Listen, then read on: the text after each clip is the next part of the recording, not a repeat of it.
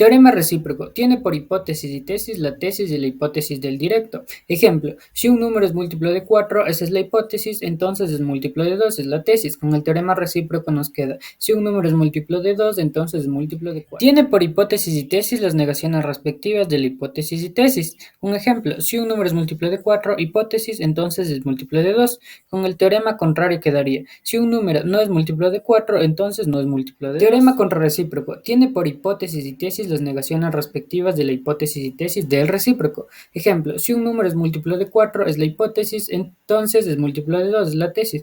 Con el teorema contrarrecíproco nos queda, si un número no es múltiplo de 2, entonces no es múltiplo de 4. Términos de la proporción. Un ejemplo, A sobre B es igual a C sobre D. A es el primer término, B es el segundo término, C es el tercero y D es el cuarto término. A y B son los extremos de la proporción, B y C son los medios de la proporción, A y C son los numeradores o antecedentes de la proporción y B y D son los consecuentes o denominadores de la proporción. Propiedades de la proporción. Primera propiedad, en toda proporción se puede invertir las razones de modo que se obtiene otra proporción. Propiedad número 2, en toda proporción el producto de los medios es igual al producto de los extremos. Tercera propiedad, en toda proporción se puede sumar o restar a los antecedentes sus respectivos consecuentes, obteniéndose así otra proporción.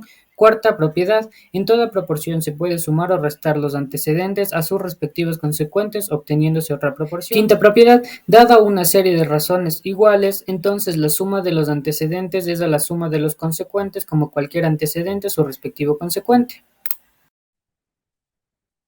Método directo. Existe otro método también directo llamado contrarrecíproca, que tiene como fundamento a la equivalencia lógica. Esto quiere decir que en P, entonces Q se supone que P es verdadero y se demuestra que Q debe ser verdadero. Ejemplo, si N es un entero impar, entonces N al cuadrado es impar. Aquí un ejemplo. N es igual a 2K más 1, entonces K es el número entero. N al cuadrado, como estamos hablando de una operación igualitaria, 2K más 1 sería igual al cuadrado, 4K al cuadrado más 4K más 1. Aquí ocupamos factor común, donde nos daría 2 por 2K al cuadrado más 2K más 1. Este lo podemos reemplazar con la letra P, que igual es un número entero. 2P más 1, esto nos dice que es impar, es un método directo. El siguiente método es el método indirecto, conocido también como reducción al absurdo. Consiste en suponer lo contrario de lo que se pide demostrar. Y si se llega a una falsedad, entonces lo supuesto es falso y lo verdadero es lo opuesto de lo que se puso al inicio. Ejemplo, si 3n más 2 es impar, entonces n es impar. Esto le podemos contrarreciprocar lo negativo. N es impar, entonces sería n es par. Entonces 3n más 2, lo negativo de esto, como es impar, entonces sería 3n más 2 es par. Ejemplo, n es igual a 2k. Aquí sería multiplicado por 3 a ambos lados. 3n es igual a 3 por 2k. Nos daría 3n es igual a 6k. 6k más 2. Aquí le podemos utilizar el factor común, donde nos daría 3n más 2 es igual a 2 por 3, por 3k más 1. Igual aquí, 3k más 1 lo podemos escribir por una letra P, donde nos daría 3n más 2. Diego Valencia y a continuación voy a dar la tutoría de geometría de esta semana. Entre uno de los temas que vimos fue la división en media y extrema, ya a continuación voy a explicarlo con un ejercicio que hay aquí. Si marcamos tres puntos en la línea AB y un punto C, que sería ir aquí entre AB, esto crea dos segmentos, el segmento que sería el AC, que partiría de aquí a acá, y el segmento CB. Ya, si queremos dividirlo en una media extrema razón, tenemos que hacer que la longitud AC y la longitud CB sea igual a la longitud del segmento AB y el segmento AC. En otras palabras, se tiene que cumplir una ecuación que sería AC sobre CB, tendría que ser lo mismo de AB sobre AC. Y resolviendo la ecuación obtendríamos que la longitud AC y la longitud de CB son dos partes en las que subdivide el segmento AB. Este concepto lo utilizamos en geometría para resolver los problemas de las proporciones y las razones en el contexto de los segmentos o líneas o situaciones similares. Y esta técnica en la igualdad se basa en aplicar a diversas situaciones en matemáticas y en geometría mismo. Los segmentos tienen varias propiedades que son longitud, puntos extremos, extensión infinita, razonabilidad, medición, congruencia, división de segmentos, paralelismos, colinealidad y la posición relativa. Y yo voy a decir los que se podrían decir que son más importantes y los que vimos en clase, que es la longitud. La longitud nos dice que un segmento se refiere a la distancia entre dos puntos finales, y puede ser medida en varias unidades, como pueden ser metros, centímetros y pulgadas, etc. Y esta longitud se denota por el nombre de los puntos finales, como AB o longitud del segmento BC. Los puntos extremos son con los que tiene cada segmento, que comienza en donde comienza y en donde termina. Por ejemplo, y se representan con letras mayúsculas como A, B, C y D. La extensión infinita o finita. Los segmentos tienen una extensión finita o infinita. Finita es cuando tiene fin y infinita es cuando no lo tiene. Y esos yo considero que son los más importantes. Como primer tema tenemos los términos no definidos. En la geometría estos términos no se pueden definir en términos de otros términos como los puntos, líneas y planos. Para tener una idea más clara es que mediante estas descripciones intuitivas se les puede dar el significado de los términos no definidos. Bueno, a continuación les voy a presentar las descripciones de los términos no definidos como el punto, la recta, el plano, el rayo y el segmento. Bueno, el punto solo tiene una posición pero carece de dimensión. ¿Esto qué quiere decir? Es que el punto puede estar ubicado en cualquier parte del plano, pero si esta no tiene ninguna dirección, no tiene sentido. Bueno, a continuación es la recta. Es un conjunto sucesivo de puntos que carece de espesor, que no tiene ancho, ni tampoco ni un punto de origen, ni de un punto de fin. Bueno, esto también depende de nosotros cuál es el inicio y cuál es el fin.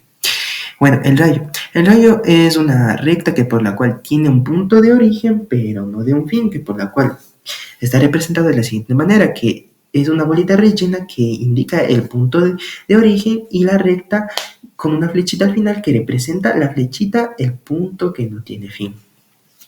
El segmento es una porción de la recta comprendida entre dos puntos que marcan su origen y un fin. Bueno, esto mismo lo dice, que en la recta, si está marcado dos puntos en negritas, está indicando su origen y fin de esa recta. El plano. Podemos imaginarlos de cualquier manera, así como una hoja de papel, un pliego que tiene largo y ancho, pero no espesor. Muchas gracias. La división armónica consiste en dividir tanto interna como externamente un segmento en una misma razón dada, es decir, m sobre n. Dentro de los ejemplos, se dice que dos puntos, el punto C y el punto D, se dividen armónicamente a un segmento dado AB cuando se verifica la siguiente relación. La longitud del segmento CA sobre la longitud del segmento CB es igual a la longitud del segmento DA sobre la longitud del segmento DB. Los puntos C y D se llaman conjugados armónicos del punto A y B. Y recíprocamente, los cuatro puntos A, B, C y D se llaman armónicos. Dichos cuatro puntos se definen diciendo: cuatro puntos en línea recta en que la distancia del segundo al primero dividido por la del segundo al tercero es igual a la distancia del cuarto al primero dividida por la del cuarto al tercero. O a su vez, en el siguiente ejemplo, la longitud del segmento AP sobre la longitud del segmento PB es igual a la razón m sobre n, y la longitud del segmento AQ sobre la longitud del segmento QB es igual a la razón. En este caso, entonces, la longitud de los puntos AP sobre el PB es igual a la longitud de los segmentos AQ sobre QB. División en n partes congruentes. La división de un segmento en partes iguales consiste en fraccionar un segmento de longitud conocida en varios de la misma longitud. Para ello, se suele utilizar el teorema de Tales, que dice: cuando dos rectas paralelas cortan a dos rectas secantes, determinan en estas segmentos proporcionales. Si se quiere dividir un segmento en partes iguales, se realiza un procedimiento sencillo. Desde un extremo del segmento AB se traza una recta cualquiera llamada S. Con una abertura cualquiera en el compás se lleva n veces la misma medida sobre la recta antes mencionada. El último punto que se obtiene se une con el extremo B del segmento y se trazan paralelas a la última recta trazada. Y todos los cortes en el segmento AB serán las divisiones del mismo.